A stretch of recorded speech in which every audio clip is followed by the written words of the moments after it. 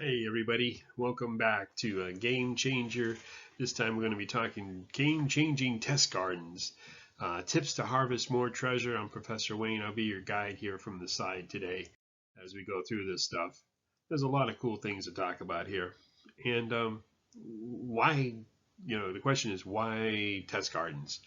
It's kind of funny because if you look at some of the forums, I've heard people say and put them down like test gardens. Why do a test garden? But in my opinion, it's better for you to judge for yourself. Listen to what I have to say here, and hopefully, it'll strike home why this might be of benefit to you. And I know from experience, that some people actively putting down test gardens have actually used them. All right, they don't want others getting that advantage too. So it might be a little self-serving that they're saying that it's not very good because they know how good it is. And the saying, you've heard this, when someone protests too much, it might be a sign that they're onto something and maybe they prefer to hide it or not share it. Also, some other people legitimately may not want to invest the time and effort to try them. I mean, it does take a little bit of effort initially. Some people, you hear this said a lot. Oh, this program can detect a silver dime at 10 inches. You got to try this program. Well, wouldn't it be kind of nice to prove that in testing with your own machine and your own program to see if that's really true, than just assume that someone's telling you something that they know what they're talking about? You can test it for yourself. So the whole purpose of all this is really to prepare in advance to get the most out of your time detecting. Anytime I talk about this, one of the things is time is a premium. So if you want to get out there and make the most of your time, preparing in advance is a way to do that. And you can prepare for common situation and even uncommon situations. And when you create a test garden, it could be a fluid garden. It doesn't have to be like a one-time deal. You can always modify it. The idea here is to really learn how to get into the deeper or sought after targets, especially in trashy areas or in areas that are really hunted out. Um, you're going to get something out of what you're willing to put in, okay? The one time investment to create a solid and expandable test garden, I promise you will pay back in dividends and give you some game changing results. At the end of this presentation, I'll show you an example of people that have used these techniques and how it's benefited them. So they can take that to the bank. Limitations, okay, it's not perfect. Nothing's perfect. No one's going to guarantee you treasure because you have a test garden. It is a simulation. It's a simulation of a real world situation. It doesn't replace field experience or every condition that you may encounter. It doesn't do that. Soils will differ, as you know, from one location to another. Interferences may be differ depending on EMI. The complexity of the text garden is really your imagination. It's the creator's imagination. You can do as much as you want with it. But I think the best thing is to have fun making it. The best time, just a tip, is not during the summer when the ground is dry. The dry ground and killing the grass isn't worth it. But now in the spring, we're filming this in the spring or in the fall, those are the ideal times. You can even use it in the winter time to test snow conditions. If you're a year-round hunter and if you have snow in your area, it gives you an opportunity to see how snow affects it. And you can also check with weather and stuff, what happens after heavy rains, and see what's going on with your test garden. It's really kind of cool. So we're going to talk about different types of test gardens, and there are a lot of variations. And I did a search on the internet, and a lot of people did some videos on this, but they didn't cover all of the ones that I'm thinking that maybe we can chat about here. And there's a different approach to this.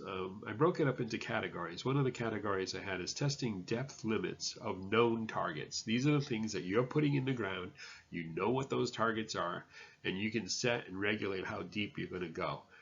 Basically, if you're a game changer, you want to go deep. That's important. That can be a lot harder to detect, and therefore it's going to be worth the effort. Sounds are going to be different. Numbers might be a little bit different as well, especially if it's on the edge or on a slant. And we can simulate a lot of that stuff. So, what happens is over time, a lot of the areas we may hunt have had a lot of topsoil added to them. And what happens is that topsoil builds up, and then the target just has sunken or it's gotten deeper. And the people that are pulling out the silver today, a lot of that is coming from the deep silver, which is down, and you got to learn how to pick that signals out. And the average detector, you're not going to have trouble picking up shallow targets. That's one of the reasons that when I'm talking about a test garden here, You can include targets at the 4 to 6 inch level. That's fine. But I think it's more important to also make deeper targets. Push your detector to the limit. See what kind of settings you can make to get the deepest and the best quality readings and sound that you can from those deep targets. That's going to be important. And as I said, you can actually practice and do things like putting coins on the edge, vertically or slanted, and see what the difference is. You can simulate all that in your garden. And again, testing the limits of your known targets. Now, a totally different application that I didn't hear anyone talk about is to design a garden with unknowns. All right. So this just tests your ability afterwards to see how you can apply some of this. So, we'll talk more about the unknown targets and how you can set that up. But basically what you're going to be doing is learning your machine. All of the videos I say I'm not um, proficient in all of the different detectors that are out there, and I claim no expertise in all of these. There's a lot of people out there that know a lot more about the detectors themselves. But what I do know is that learning your detector is what's important. Learning the machine settings, fine-tuning your detector, really making the maximum use of your detector is going to make a difference. All the things I talk about are usually a research and locations and a little bit of luck. But knowing your detector is still like the underlying thing. And what a better way to learn your detector than through use of a test garden. Also, if you're going to change machines or you want to compare machines, a test garden's used for that. If you want to buy a new machine, see how it works in your test garden, try it out. Comparing programs, you working on a program, you're tweaking a program, what's a better place to try it than in your test garden? So, I feel like a salesman trying to, talk you into doing this, but hopefully at the end you'll see the value to it. Comparing new programs, that's huge. Testing your target IDs and tones that you get prior to field experiences, that's huge. The impact of weather, you can see what happens after a rain, or like I said, after snow, what happens. You can see what trash is going on, how that works. You can learn how to ID trash, what it sounds like, and maybe separate out trash when it's masking your good targets. So when you're setting up your garden, you don't just put a good target and a trash target. You might put a good target next to a trash target, so you can see the difference when you're trying to isolate them. And the great thing is you can do this and practice right in your backyard if you have that luxury of having the spot there without having to travel. Now, if you don't have the luxury of having a test garden spot available to you, maybe if you live in an apartment or an area where you don't have, a lawn that you can devote to this, I'll give you some alternatives at the end because there are things you can still do. The other thing is just share this with friends. When I was talking about like knowns and unknowns, everything that you plant, you'll know. And you should keep a record of that, and we'll talk about that. But what happens if you work it out a deal with your friend and they do it too? Now you both got test gardens. You know what yours is. They know what theirs is. So you go to theirs, try out their garden, and try to figure out what they put in the ground. And after you practiced with yours, and then you can see how well you did and how well you learned it. And vice versa, they can come over and do yours. Or you can do a hybrid garden. You can have some of your signals known targets, and then what you do is have someone else just dig the hole, have someone else put the target in, don't tell you what's in the target there, and see afterwards if you can figure out what they put there. So there's a lot of different combinations. It's really up to your creativity what you want to do. Sometimes I actually take a portable test garden with me. I do this if I'm doing a hunt master for a hunt and I want to do like a pre-hunt activity. I'll bring some pre-arranged targets, and usually this is going to be at a beach setting. And what will end up happening is I'll plant those in the beach and let people kind of like get an idea of warming up as to what the signals are before the actual hunt. So it works out pretty cool. So how are we going to get started? You got to get started somewhere. The first thing is you got to do is you got to find a space, okay? Especially if it's going to be a permanent space, then you got to find what you're going to devote to this. Once you've created it, you can kind of leave it alone. I mean, if you select a spot and you can just let the grass grow, cut the grass, and if you do it right, you never even know it was even there. You might be the only person that would know. So it doesn't have to, change the use of your property. It's just the initial setup. So the size of the area, that's going to be determined by your plan and what your use and purpose is going to be. You can do a very simple garden to start, a test garden with just like the basic stuff, Or you can consider it more of like a long-term training investment and then add targets. And you can always add more targets later. And one of the things is the longer your garden sits, the longer the test garden sits, the better the results will be because it simulates better real world finds. Okay, because when you first set up a garden, one of the things is you are going to disrupt the soil because you're going to dig a plug or you're going to dig a hole to place this target. Now it's going to be varying depths. Like I said, you should make varying depths so you can get the sense of how deep your detector can go and what settings you might have to tweak to get that deeper signal, deeper target. But what you want to do is put that back in the ground and pack it really, really well so that it looks like it's going to be like a similar type of situation with ground that's been there for a while.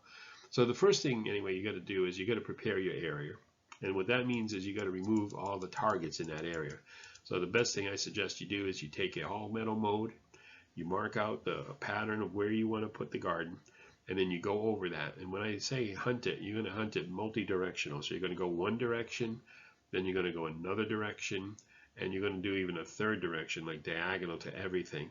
And at least after those three, you should get out almost all of the junk that should be there. You should have got it. With deep metal mode, all metal mode, you should be able to remove everything. And if you want to put the icing on it, have a friend come over and have them hit it as well, just to make sure that you have nothing in the ground. That's what you want to start off with, is virgin ground. That's what you want to do. So you're going to map out your location. Okay, a good idea is to put it on paper. So you can just take some graph paper, just some paper, and mark out the location. What you want to do is when you're putting in your markers, you want to use some kind of non-metal marker. So I heard people using plastic tent stakes, and you can label the sides of that tent stake with what it is that you're putting in the ground. I've used popsicle sticks, label them again with a permanent marker.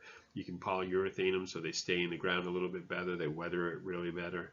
I've seen people use those tees, the golf tees, especially the long ones, the plastic ones. They last pretty good in the ground.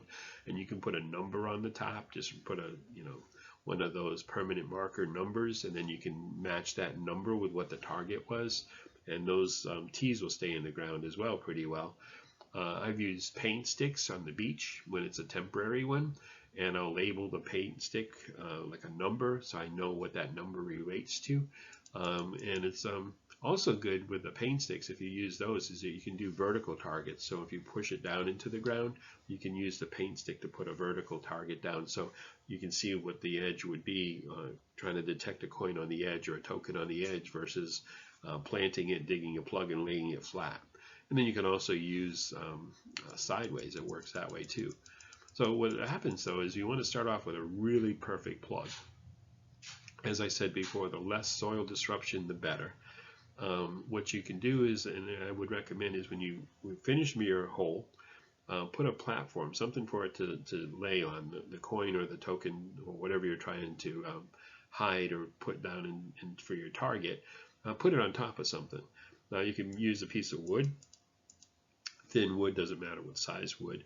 Lay it flat on the wood so that way it gives it a solid base. It won't sink anymore. But you don't want to put like a cover over it. You don't want to put it in a baggie or anything like that, because that's going to defeat the purpose of having you interact with the soil and try to simulate that over time. One advantage that I like with the wood is that you can cut the wood at an angle, so you can make the coin or token go sideways. You can also put it vertical, so it goes, up and down, so you can get like a different reading each one. And you can set up different targets, doing one flat, one vertical, one on the angle. So how you set it up. A lot of people use plastic, like a little piece of plastic, round plastic. I've used, especially at the beach, like little tiny plastic boxes you get at the dollar store, at the craft store, and just pop the top off, put the coin or the whatever target you're going to put out there, button, ring, doesn't matter, put it in there. And again, leave the cap off because you want the soil to come in contact with it. If it's at the beach, you want the sand on top of it. And then it contains it, so you won't lose it afterwards either. And again, over time, what's going to happen is those targets are going to develop that halo. That's what you want to get in long term, so it simulates the real world. That's what it is. It's really kind of cool. One of the fun things I've done at the beach is they sell these like plastic coins, like pirate coins. The real big ones are about the size of a $50, but they're plastic. But what I'll do is I'll glue targets to them, so you can have, the person find this giant gold-colored plastic coin. It looks like a gold coin, but it's really just a token that's attached to it. Well, you can use those too if you want, just as something to hold the target. That's what you're trying to do. You want to glue it normally to the base so it doesn't fall off. I use a super glue, and you can always use acetone to remove the super glue. You won't ruin the coin, it'll pop right off. Some people use epoxy if you're really into it, or sometimes like those hot glue guns, they use that as well, and all of that works. So, all right, so targets, what are you going to do? Now, this is customized based on what you're interested in. Basically, I would say all the common coins, stuff that you want to really, if you're learning your machine, all the common coins, targets that you're going to expect to commonly find. These are the things that you're looking for normally. Might be clad, but again, if you're learning your detector, it's not a bad thing. Where you can do is, like I said, expand your garden to selecting less common coins, or your bucket lister type of finds. So like coins of all types, silver coins, jewelry, if you want to do like gold jewelry, silver jewelry, other precious metals. So you can put rings there. You can put small necklaces, small chains, earrings, charms. All these things can be your targets. It's limitless. It's what your imagination wants to do. Now, some people are into relics. So I know people that want to do find bullets, maybe musket balls. Maybe they want to find 3 ringers, like Civil War bells. So you can put those in the ground as well. Those are kind of cool to have. Other relics, like I do buttons. I love buttons. So to get readings on buttons and see what it is, and there's a variety of types of buttons. You got your dandy buttons, your tomback buttons. I love finding ox knobs, so you can put ox knobs there. If you want to find ox shoes, you can ox shoes, horseshoes, shoe buckles, horse tack, you name it. These can all be your test garden. They can all go into the test garden. But I think your garden should also include trash targets, the stuff that you commonly have to deal with.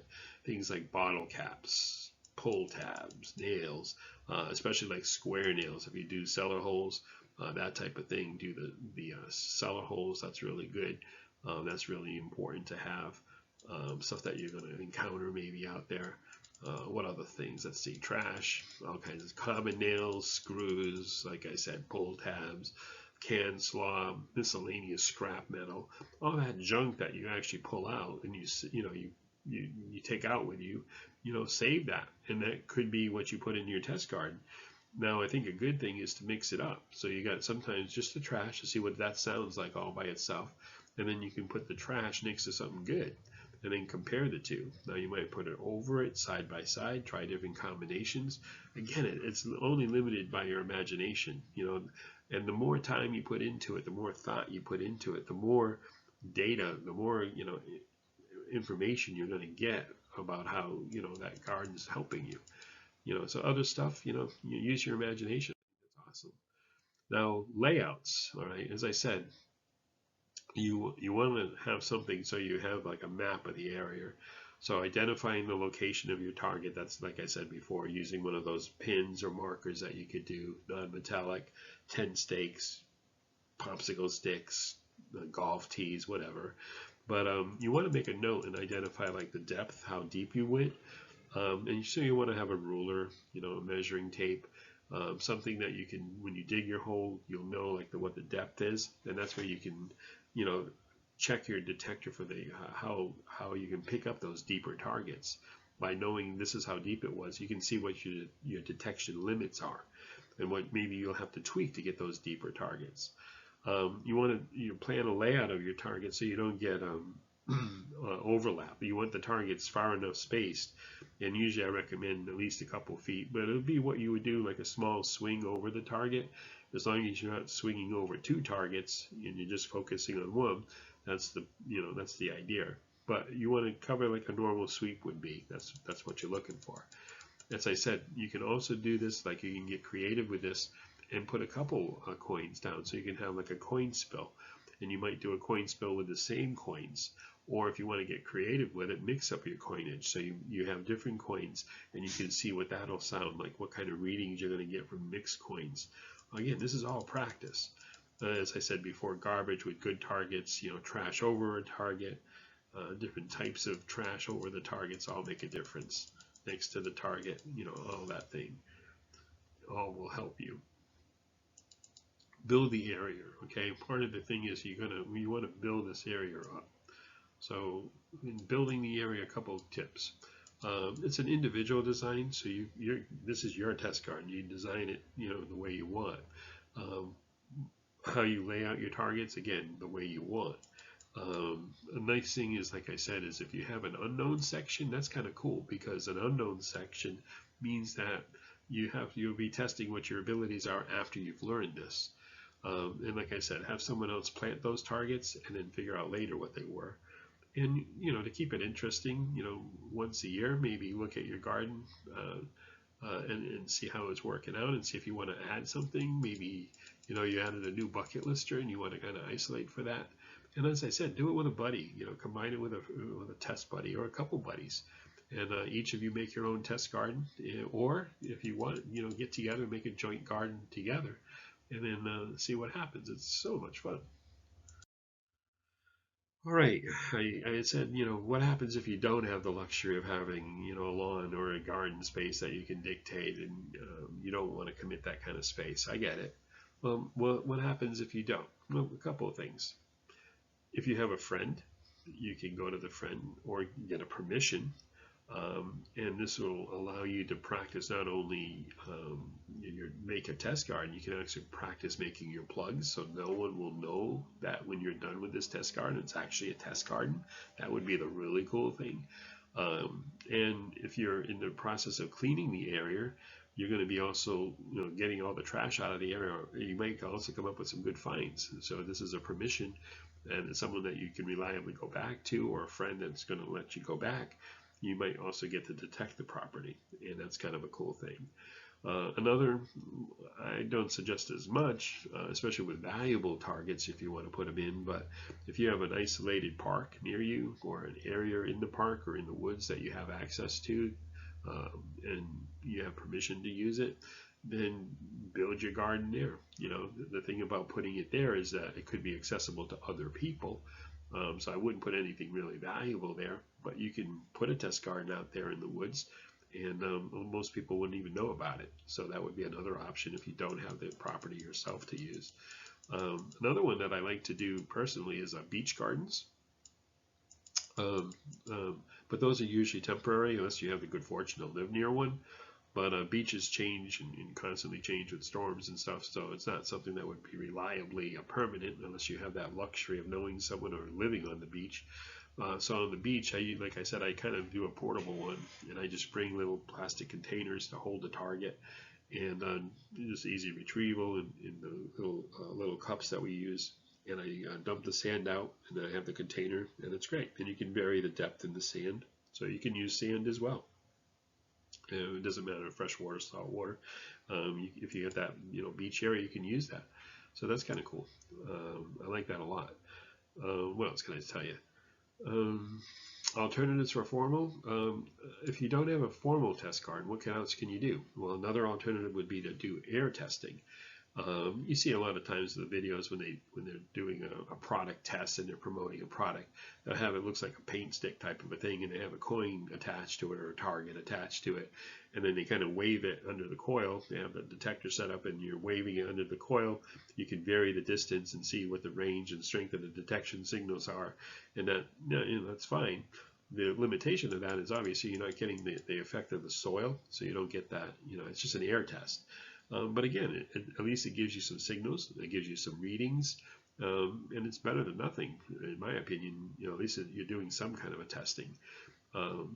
Minimally, a lot of people do this, I do it every time I go out, is that when we get to a site, no matter where it is, we'll just bring some common coins with us if it's just clad that we're looking for, and we'll just throw them on the ground, and then just swing over them and see if the machines are working right, if we're getting the right signals.